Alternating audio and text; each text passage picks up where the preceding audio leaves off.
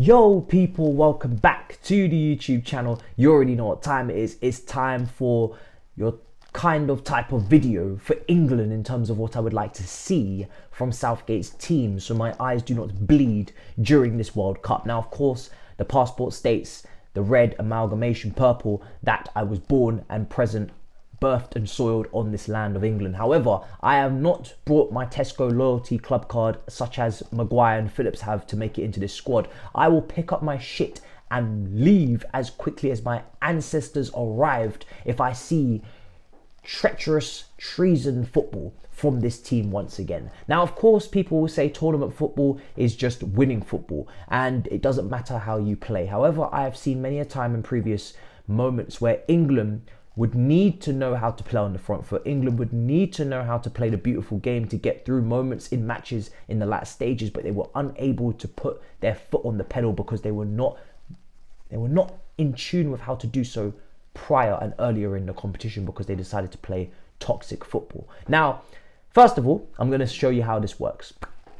The league team for Iran and my team that I would like to see for the group stages, my strongest England 11 due to what Southgate has picked. I do not agree with everything that he's chosen in terms of the players, but it is what it is. What is done is done. These are the players that he has selected. I would prefer Tomori. I would have liked Tony. I would have liked Dan Burn, but unfortunately, maybe even a Duncan or Webster. These guys are not here present with us in this moment, so we must pick from the dross at centre-back that he has chosen in Dyer and Maguire. Now, without further ado, make sure you smash up the likes. Please let me know what you think of the overlay, and do you know all of the characters on that overlay that is on your screen in terms of the treacherous journey that I've taken on YouTube to the different channels and people that I've come across that have given me many nicknames, more than you can believe. And do you know all of the characters on that screen? And if you do, let me know in the comments down below. If you are part of that Lateness is Greatness gang, that Gremlin gang, then you will know just about everybody on that and why they're there. So let's get into it. Now, of course, the squad and the statistics will be on the bottom in the scroll bar, but I want to get straight into the league team versus my team. Now, it's not actually too dissimilar. I think the league team for Iran, and we'll actually see what the actual team is later on today, whenever you're watching this video, maybe it's already been happening. It's actually not too bad. There's only a couple of players that I would prefer over the players that have been selected in this league team. My team is about playing out from the back first and foremost. Now, if you're going to play the beautiful game, you've got to play out from the back. This is the new dawn, the new day, the new life for me. And Ramsdale is joint with Pope, not from church, on 7 clean sheets in the Premier League, and Pickford is nowhere to be found.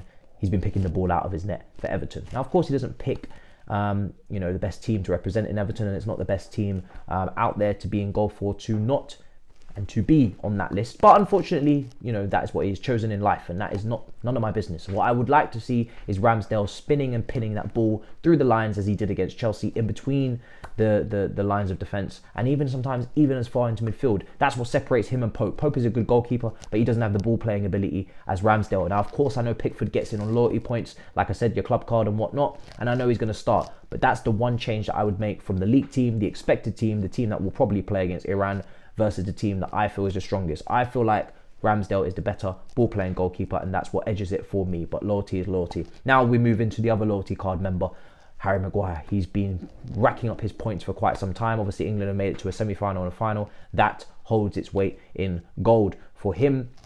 For me, I don't have a card. I don't have a loyalty card, like I said. I don't carry these things. We just purchase. And for me, more than you can believe, I'd like to see Ben White. That's right, the Arsenal fans will be jubilant right now. 2 Arsenal players in the team, of course, but Ben White has been having a stellar season. Now, I know it's at right back, but he's traditionally a centre-back. He played centre-back for Brighton. Again, another good ball-playing centre-back. And again, next to Stones, I just feel like this will be a good team to play out from the back and to play with the ball, to dominate, to take their ascendancy and to take that team, Wales, Iran, USA, whoever it may be, to take that team to the sword and to apply pressure, to stamp their authority, mark their territory, so to speak. And you can only do that if you have the ball and you are comfortable with the ball. And I feel like these players are. So not only are they having stellar seasons for Arsenal at the top of the league, they're coming with confidence. They're in teams that are used to playing with the ball, that are used to dominating possession, which is what England should look to do.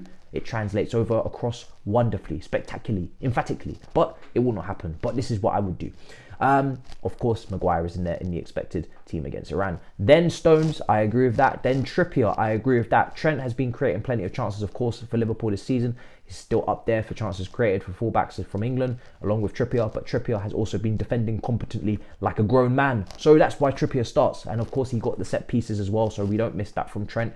For me, it's an easy decision. You get the all-rounder kind of fullback instead of the one that's a defensive liability. And of course, with my attire, I like assets. I'm very wealthy. Now, also at left back, listen, Luke Shaw is the only option. So there's no point having a discussion, debate, or even, even a debacle. There's no point. It's over. Okay, Luke Shaw is the player for us. There's no Chilwell, unfortunately. There's no Reece James as well, who I would have even put over at left back, maybe over Shaw, but it is what it is. He's been playing okay for Manchester United recently. He's put Malacia out of the team, so you have my my blessing to take the team in the hand of marriage through to the hopefully knockouts. Now into midfield, this is where it gets even better for Southgate, because he decided in this ideal, erratic but preempted team that has been leaked, he's going with a 4-3-3, and I am ecstatic. I am astounded, but I am ecstatic. I am so excited, elated. I can't wait to see it, because it means that there's no Phillips and Rice, this double pivot, this chef and sous chef nonsense that we've been seeing in previous tournaments.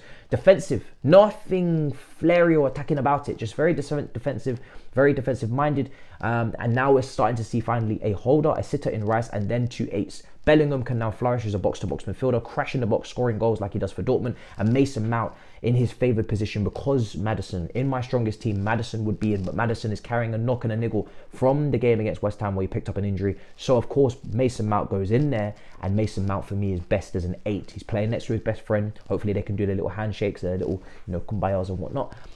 Mason Mount deeper, progressing the ball. He looks better. He's a better player. Switching play, getting involved, getting more touches. I don't want to see him in the final third. I don't want him trying to, I don't want to see him trying to put the sword through the wound, so to speak. I want to see him do the pre-assist. I want to see him control the game, take the touch, dictate the tempo, be the guy in the midfield that runs the ship, steers the ship even.